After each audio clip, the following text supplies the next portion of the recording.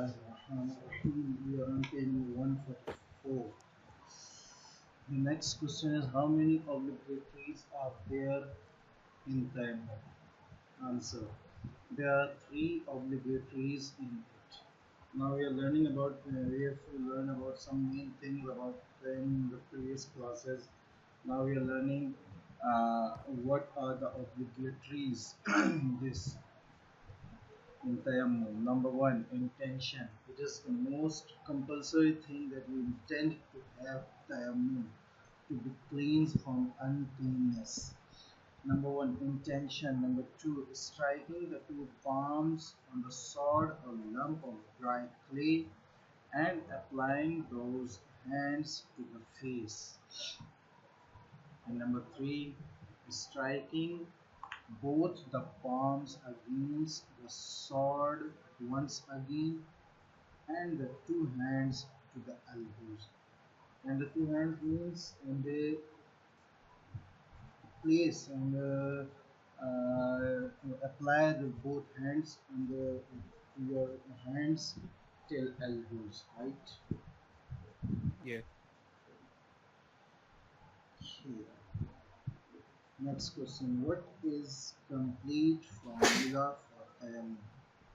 Now the writer wants you to learn how to do tayammum, how to complete it. So the answer is, first, affirm the intention. First thing is that we should intend.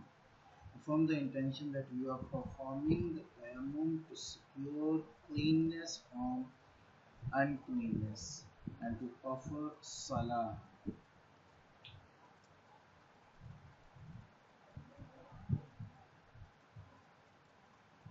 Well, writer says, first affirm the intention that you are performing the tayammum, first thing, and to secure cleanness from uncleanness, and the second thing, and to offer salah.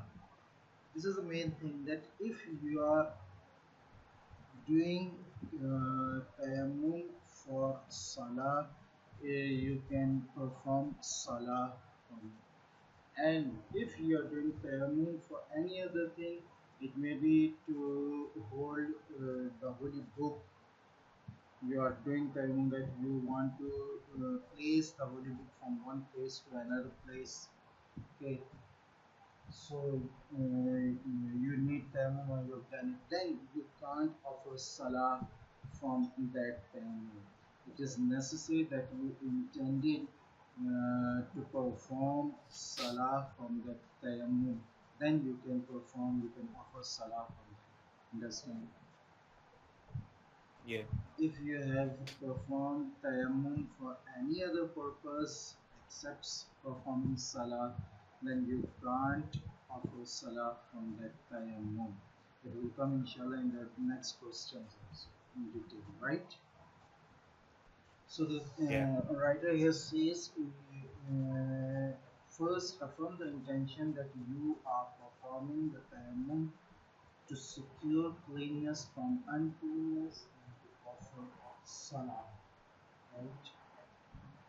Yeah. Okay, the next thing, then strike the two hands over the lump of clay and give them a shake. Now, if your hands have become too much smeared with dust, blow the extra dust away and take them across the face in such a manner that no part of the face is left out. Understand? This is the first thing Yeah. what we have learned in the obligations. The second thing we have to do is this, that we have to apply our hands over our face in a way that no part is left out, right? Yeah. If a spot equal to the breadth of a single hair is left, tayammum is not valid. Again, strike the palms on the lump of clay, then give them a shake. Put four fingers of your left hand below the fingers of the right hand and draw them up to the elbow. The lower side of the right hand is thus covered. Understand this thing? The Yeah. first thing we have to do after striking the palms second time. I'm reading again from the second line. Then give them shape. Put four fingers of your left hand below the fingers of the right hand and draw them up to the elbow. The lower side of the right hand is thus covered. Now put the palm of the left hand on the upper side of the elbow and move it down to the fingers. Then move the inner side of the left thumb on the back of the right thumb. Then apply the right on the left one in like manner, in the same manner. Then pass the fingers of one hand into those of the other. If there is a ring in one of the fingers, it is necessary to take it off or move it around. Passing the fingers through the beard is also one of the precepts of the Prophet, peace be upon him. So this is the way to perform tayammum. In this way, you will see that no place, no point of your hand or your face is left out. Understand? And this is because this is necessary that you cover all parts, all of your face and all of your hand till elbow for tayammum, in performing tayammum. Understand? Yeah. One more thing, that there are many other ways to perform tayammum also. In this way, we have learned that we are going from our hands to elbow and then from elbow to our hands to our fingers. There are many other ways, but the main thing is that you must cover your full hand and your full face in performing tayammum. Understand? Yeah. The next question, can tayammum be a substitute for both ablution and bath? Answer, yes. It can be a substitute for both. If you are performing tayammum, you are having main cleanness, main uncleanness, visible uncleanness, the uncleanness which is known as Hadse Akbar. We have learned about it, which needs a bath to be cleansed from it. So if you're performing tayammum in place of that thing, it is also valid. It is you can perform tayammum in place of bath also. But remember that these all situations are the situations when you can't get water. Understand? Yeah. Yeah, yes. So the question is, can tayammum be a substitute for both ablution and bath? Answer, yes, it can be a substitute for both. The next question, what things can be used for purposes of tayammum?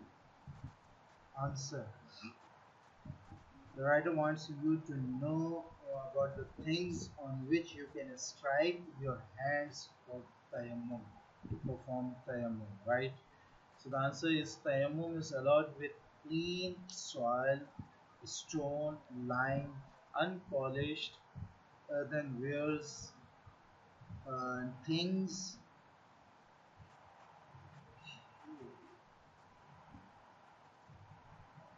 I think we are missing some pages here. Just a minute.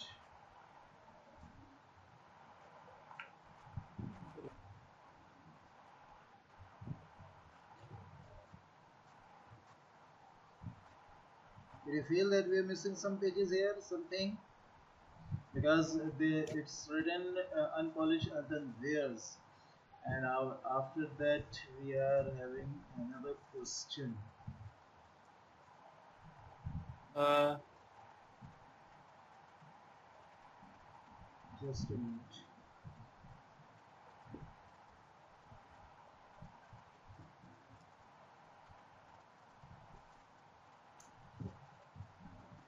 Okay. Well, read this. Tayammum is allowed with clean soil, stone, lime, unpolished earthenwares. These things, you can do tayammum from these things by striking your hands on soil, stone, lime, and other earthenwares. The next question is which things are not allowed to be used in tayammum? Answer. Tayammum is not allowed on wood, iron, silver, gold, copper, brass, aluminium, glass, lead, wheat, barley, and other grains, cloth, and ashes. In other words, this is the main thing. Things that offer themselves to melt or be burned to ashes do not qualify for permissible items for tayammum. Understand? Understand this thing? Yeah. So the just the soil and the family and the things which are extracted from soil, which is a family of soil like stone, lime, and other things. These these things do not melt or burn into ashes. So these are the things on which we can do our tayammum. We can strike our hands on them and we can perform our tayammum. The things which melt or burn into ashes like iron, silver, wheat, glass, etc. These are things melt or burn into ashes, so we can't do tayammum on these things. Understand? Yeah. The next question, will tayammum be allowed if there is no dust on stone, lime or brick walls? Answer, dust is not a precondition for the items on which tayammum has been mentioned as permissible. There is no need of dust on these things. Tayammum is allowed on stone, brick or even washed up clay ware. Understand? Yeah. The next question now, can a substance not allowed to be used for tayammum be, be used for the purpose if it has dust on its surface? Yes.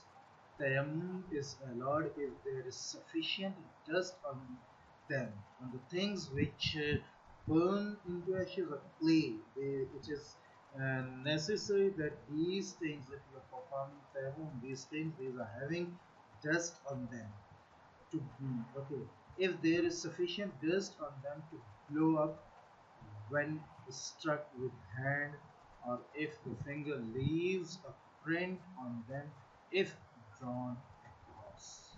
So these things, the things which burn or melt, must have dust on it. We can do them on it, but it is necessary that these are dusty, these are having dust on them. Understand? Yeah. The next question now. If tayammum has been performed for purposes of reciting the Holy Quran or touching it with hand or entering the mosque, calling the azan or acknowledging to the greetings, the will it hold good for performing the salat as well? Now, we have done tayammum to recite the Holy Quran or to touch it or to enter the mosque or calling azan, etc. Can we perform salat with it? So the answer is no. It will not be valid for salat. It will not be valid for namaz. The next question, is salat permissible with a tayammum made for purposes of the fundamental prayers or a command sajda in the course of reciting some particular verses from the Holy Quran? Answer, yes, it is permissible. So the conclusion is that you, for the purpose of salah, you must have done your tayammum for salah. Then you can perform your salah with that tayammum. Understand? Yeah. The next question: what should a person do if water becomes available after one has said his prayers with a tayammum done in the event of non-availability of water? The answer is the salat already said shall be deemed as valid. There is no need to revise it whether one gets the water within the prescribed time limit for that particular salat or afterward. If you have performed the salah with the tayammum, you get water or not, it is not necessary to perform it again, right? Yeah. What things invalidate the tayammum? Answer: contingencies that undo the ablution also invalidate the tayammum. Nevertheless, the tayammum in lieu of bath can only be undone by a major cause of uncleanness. But if the tayammum was done because of the known availability of water, it will be invalidated the moment water becomes available. In case the tayammum was necessitated by some other compulsion such as disease, etc., it shall be invalidated the moment that compulsion no longer obtains. If you have done a tayammum due to non-availability of water, the moment you get water, the tayammum will be invalidated. If you have done tayammum due to some sickness, due to some disease, when the disease ends, it will invalidate that ablution, that tayammum. Understand? Yeah. Okay, I think that's enough for today. We will start the next question in the next class, right? And call, Yeah. I think call Asal, but I will call after 5 minutes, right? Okay. Assalamu alaikum.